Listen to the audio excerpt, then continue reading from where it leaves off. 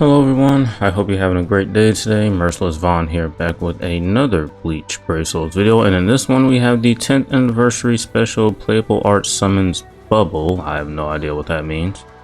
Summons, but yeah, we're gonna go ahead and go over the new Rangeku and Neliel. Yeah, hopefully you enjoy. If you do, leave a like. If you're new to the channel or you haven't been here for a while, please consider subscribing and help me get to 550 subscribers. Also, if you would like to further support me in the channel, you can become a channel member, but that is entirely up to you. Now, with all that said, let us go ahead and get started. So, this banner will be available the 16th at 8:30 and will last all the way till the end of the month. Well, 8:30 for me, depending on where you are in the world at that time, will vary. Let's see here. So yeah, I'm just looking at the information here. Creators art collaboration version. So I guess these are some just new type of characters here. Anyway, so yeah, starting off with the Rangeku here, she is a melee strong attack unit. She has drain on all of her attacks. She has the Human Killer Plus, EX skill, EX team / party damage to status some affected enemies 20%. That being an EX skill is actually pretty good. Frenzy and Guild Quest +3. Unfortunately, she's a Guild Quest character, but eh. Poise break and paralysis resistance 200%. Alright, so she is a heart unit. Soul trait, strong attack, recharge time -14%. Ending skills, sprinter +1, havoc 20%, marauder. The rest of her skills, berserkers 70%, pretty high, devastation 80%. Defibrillator, weakened defense, paralysis 200%, killer effect 30%, 50 in guild quest, frenzy +2, +3 in guild quest. Increased status summon chance against humans, poise break, status summon spiritual pressure boost 80%, melee damage 10%, 30 in guild quest. So basically just your typical guild quest unit, nothing really too crazy here. And that EX skill though is very, very good. That's going to be great. And then, you know, just since we're getting the new status summon plus and nightmare difficulty guild quest, that paralysis duration 200% is going to be good as well. And you can never go wrong with the increased status chance and status and spiritual pressure boost being on the character. That's always a great combination. Up next we have the Neliel here, who is a melee nat unit with a boost on her SA2. All attacks except her SA2 have laceration plus. She has the Rancor Killer plus, normal attack damage +35%. EX skill, EX decreased damage taken -20%. Flurry and Guild Quest is at +3, increased status to status summon affected enemies 20%, freeze resistance 200%. So it seems both of the units are just going to be some Guild Quest characters, which is fine. I'm not too upset about that because, I mean, like I mentioned with the status summon plus, we are going to need some characters that are going to be immune to those status elements in Nightmare Difficulty Guild Quest. So, innate skills is sprinter +1, long reach, dodge, rancor damage 50%, bruiser 60%, increased status element chance against the rankers, poise, killer effect 30%, 50% in guild quests. We saw the flurry, freeze, duration above. Team / party, increased damage status element affected enemies 20%, enhancer, marauder, booster, melee damage 10%, 30 in guild quests. So yeah, both are just some I guess you could say typical mid-month units really, but they're part of the 10th anniversary, so they're a tad bit stronger than previous mid-month units. I do think so. So we have the two new units here. Their arts do look pretty cool actually. They're like just hand drawn and colored, and I do like that. That is cool. And so we have the other featured 5-star characters here. They're not too bad actually. Yeah, I think the only units that you can get from the premium pool, I think I think the only premium unit in here is probably the Grimjo actually. I think all of these other units are seasonal units and you can't really get them from the premium pool. So if you do want to summon them as banner, I mean, there are a great selection of characters here that are in the premium pool and you do have a chance to get them. So as for the banner itself, it's 41 steps. Weird. 41 step banner. Let's see here at steps 5, 10, 15, 25, 30, 35. You are guaranteed a 5-star character. Not a featured 5-star character, just any 5-star character. And at steps 20 and 40, you get to choose a new 5-star character summons ticket. Alright, so interesting. So yeah, that seems to be it. Yeah, that's pretty much it for this banner. I guess since this banner is about to come out, I guess at the time I'm recording this video in the next 50 minutes or so, might as well just go ahead and go over the featured units. Okay, so the first featured unit we have is this Neliel here, or excuse me, not Neliel, Nimu. Sorry. She has a power unit with the Quincy Killer, soul trait, normal attack damage plus 35%. She has a range unit with a boost and a barrier on her SA2, no strong attacks. She does have the gauge effect, which gives her 100% bruiser and an extra flurry, which is great. Innate skill, sprinter, long reach, decrease Quincy damage taken 20%. She starts any mission off with 70% of her gauge already filled. Her base bruiser is 85%, really high. Immune to all status elements 100%, gauge rampage, flurry +1, enhancer, poise, multi-barrier +2, sharpshooter, and booster. So yeah, this is definitely a valuable character because this is a character you can't really get from the premium pool, and you know, ranged nat units are in rare supply nowadays, and this one is the newest one that we have gotten in a very long time, and honestly it's pretty decent. If you can get any decent ranged nat unit, I always say go for it because they're really good. Next up we have this swimsuit Candace here. I recently did do a 1 year later showcase on her, so if you want to check that out, feel free. She is a speed unit with the Stern Ritter Killer, soul trait damage taken minus 21%. Range unit with boost on her SA2, no status elements. Innate skills, sprinter +2, dodge Quincy damage, long reach. Team / party, increased speed, attribute character, normal attack damage 20%, 80% bruiser.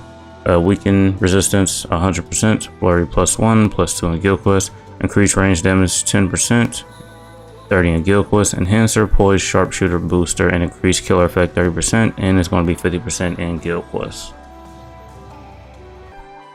So yeah, just another guild quest character for to use for like range Quincy weekend guild quest if you are needing one.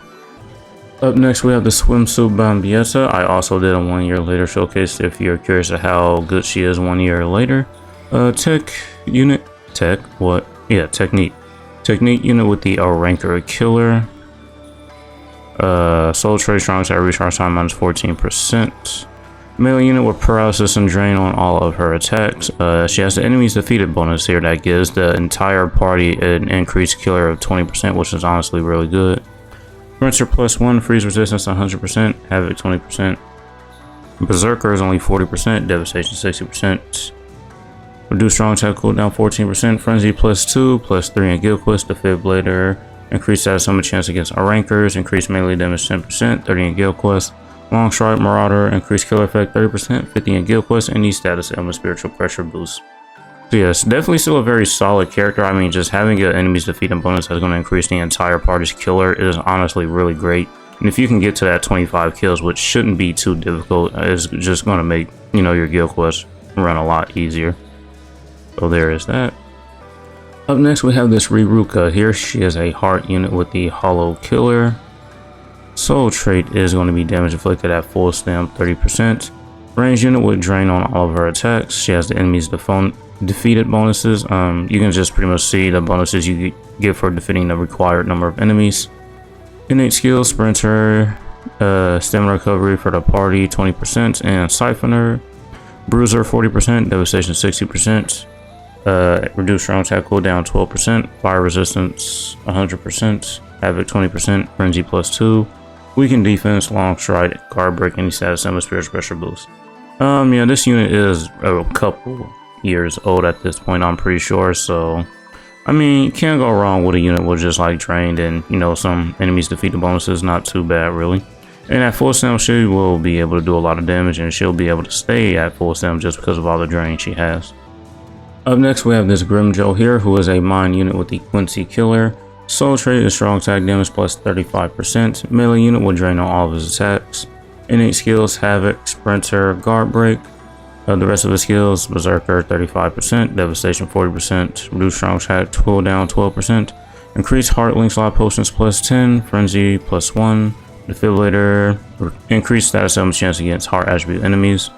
Team / party increase mind attribute, rank your damage to status element affected enemies 40%, damage to drain enemies 40%, and these status elements spiritual pressure boost 80%.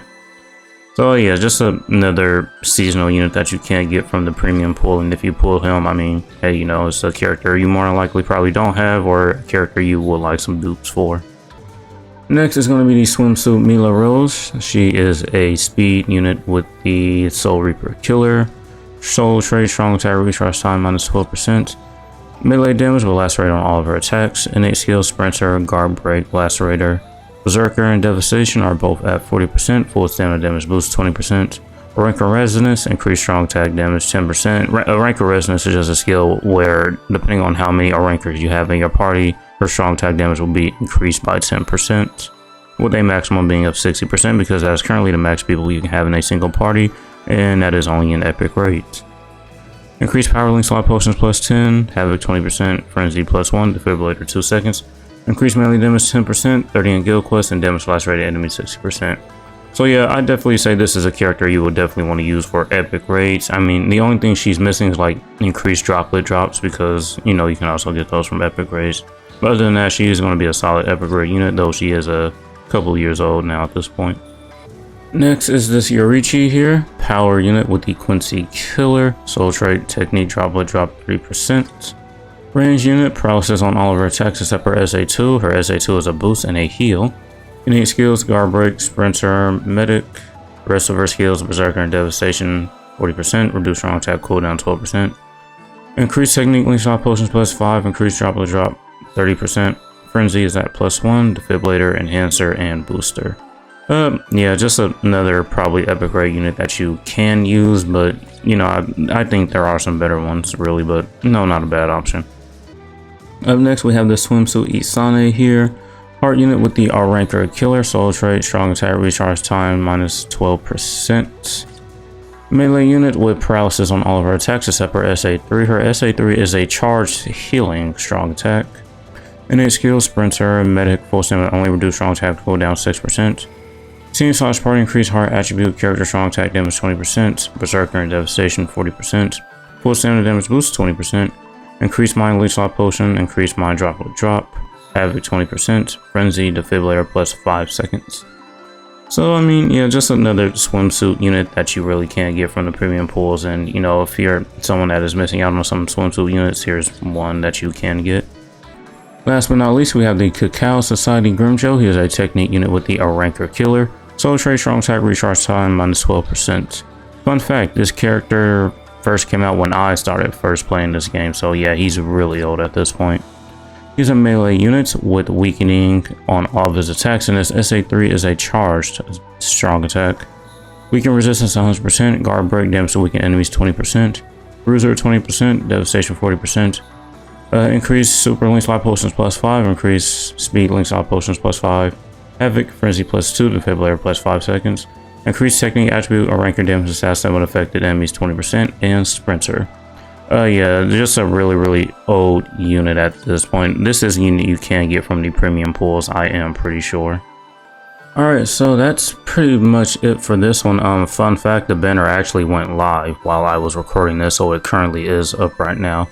So yeah, that's pretty much going to be it. So is this a banner you should summon on? I mean, first things first, I mean, if any of these characters are your favorite from the Bleach series and you would like to have them, by all means go ahead and summon. If you are just a collector and you would like to have every character in the game or as many characters in the game as possible, by all means go ahead. If summoning just allows you to have fun and pulling a new unit, seeing the animation is what you like, and you know that helps you have fun, by all means go ahead and have fun. Games are meant to be played to have fun, and at the end of the day, they are your orbs. You do whatever you want with them. But for me personally, I'm probably going to skip. I do think the characters are cool, like the new art style that they have is definitely cool as well. And these are still 10th anniversary characters, so I mean, that is more of a reason to summon. And the banner is not a 50 step up banner, so I mean, you don't really have to go that deep in here just to try and get one of the new characters. You can just pretty much stop at step 20, really, which isn't too bad, just to make sure you try to get a new character ticket. So that's pretty good. But yeah, overall the characters, they do seem pretty good. They're made for guild quest, which isn't too bad, because with the status element plus being in a nightmare difficulty guild quest, we are going to need more characters that have the strong attack or the status element resistance 200%, like both of them do have. The Noelle having freeze, and then the Rangeku, she had paralysis. Yeah, she's immune to paralysis 200%. Yeah, that's gonna be it for this one. Hopefully you guys enjoyed. Thank you for watching, and as usual, until next time.